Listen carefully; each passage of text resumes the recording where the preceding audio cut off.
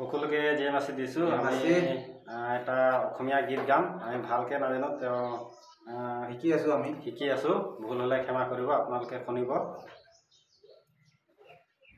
এই মনৰ কথাবোৰ ক'বলৈ মন যায়, এই মনৰ কথাবোৰ ক'বলৈ মন যায়, হে প্ৰভু কৰিবা সহায়।